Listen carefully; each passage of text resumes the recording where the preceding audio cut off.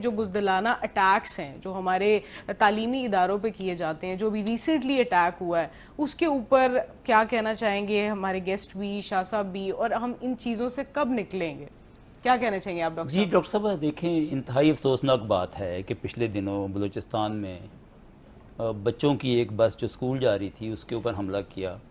اس طرح کے آپ کو یاد ہے حملے یونیورسٹیز میں بھی ہو چکے ہیں، بالکل ہو اور چکے ہیں۔ یونیورسٹی کے جو ٹیچرز ہیں، یونیورسٹی کے جو اسٹوڈنٹس ہیں، وہ بھی نشانہ بنے ہیں۔ اس میں جو چیز اس کو ڈسکس کرنے والی ہے نا، وہ یہ ہے کہ ہمارے دشمن ملک کا جو میڈیا ہے وہ اس کو ہائی لائٹ کرتا ہے، اس کو اپنی پراکسیز جو ہے اس کی کامیابی گنواتا ہے۔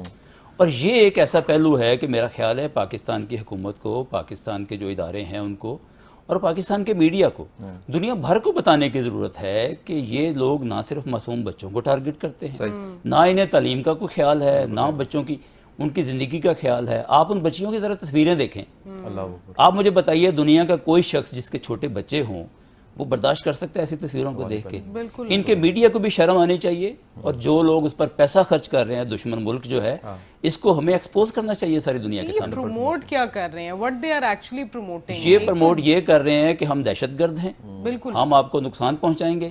اور میں یہ مطالبہ کرتا ہوں آپ کے اس پلیٹ فارم سے کہ ہمارے ادارے جو ہیں وہ اس کا سخت نوٹس لیں، اور اس بیماری کو شاہ صاحب جڑ سے اکھاڑنے کی ضرورت ہے۔ بالکل صحیح بات ہے۔